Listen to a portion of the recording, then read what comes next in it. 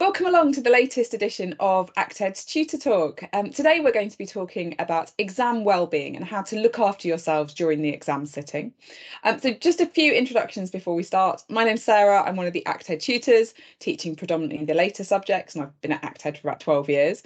And today we are joined by Juliet, who is from the safeguarding team here at BPP. So Juliet, would you like to introduce yourself? Hi, I'm Juliet. My pronouns are she, her.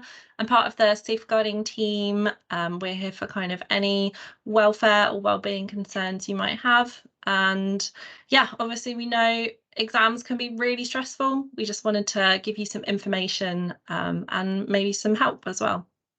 Absolutely, yeah. Thanks, Julia. They are really stressful. And I think it's an important point, isn't it, to acknowledge that it's okay to feel stressed by them. And actually accepting that is sometimes part of the process of kind of dealing with it. So how does stress affect us? You know, how does it make us feel? How does it influence what we do? Yeah, stress can affect us in loads of different ways, not just in our heads, when we're getting anxious thoughts and feelings about exams, but in our bodies as well. It can affect eating and sleeping and really all parts of daily lives. It can impact our behaviour, make us more irritable or, more prone to feeling overwhelmed. And there's lots of different signs of stress, and we can link in the description of this video about some kind of signs of stress and things to look out for. And it can creep up on you as well, can't it? You may not even realise that you're stressed, but suddenly, you might feel, it just manifests itself in some way, and you may not even have recognised the fact that you were stressed in the first place. So, what can we do, Juliet, to try and improve this then during that exam sitting when we're feeling like on top, things are perhaps getting on top of us? So one of my biggest tips would be scheduling and planning.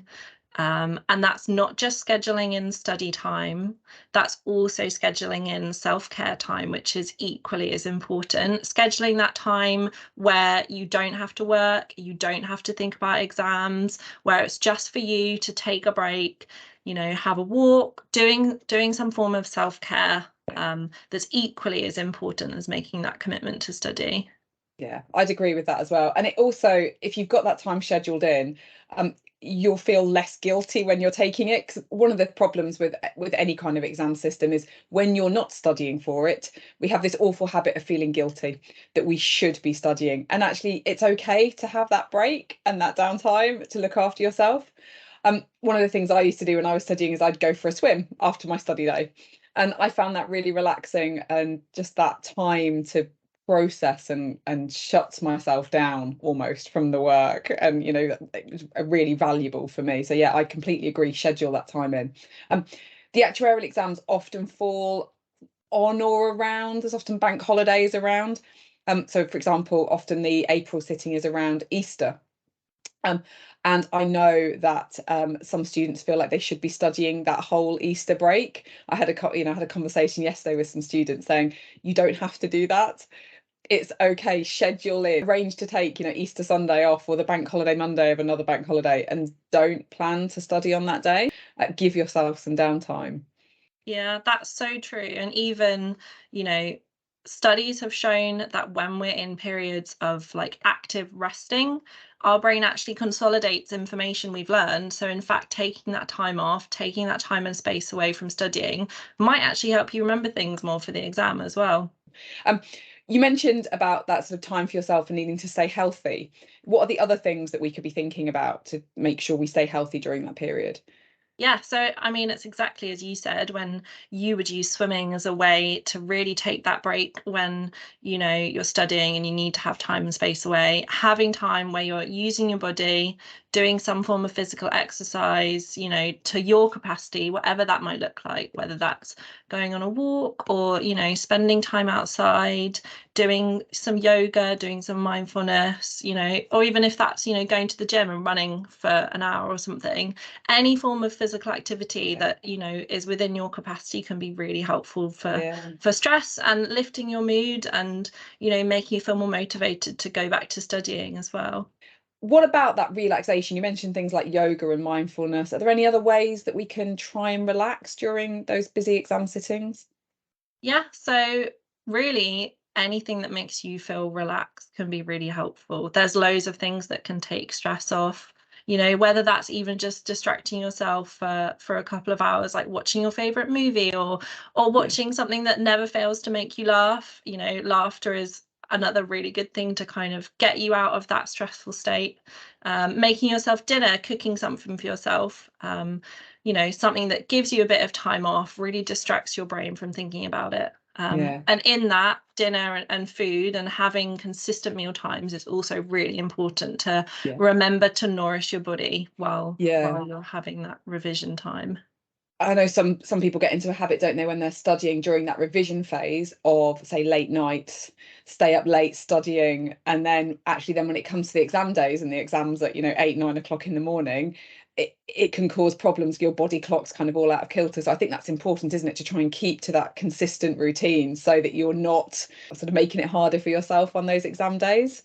Yeah, definitely. And be so mindful of when you're sleeping and taking that time to make sure you're getting enough sleep. There's loads of apps and things out there. We'll put all the resources in this video for things that can help with sleeping or relaxing or taking time off, making sure you are just scheduling that in, getting what you need. Kind of think of it like your 5 a day, but not just fruit, but sleeping, relaxing, self-care, speaking to other people.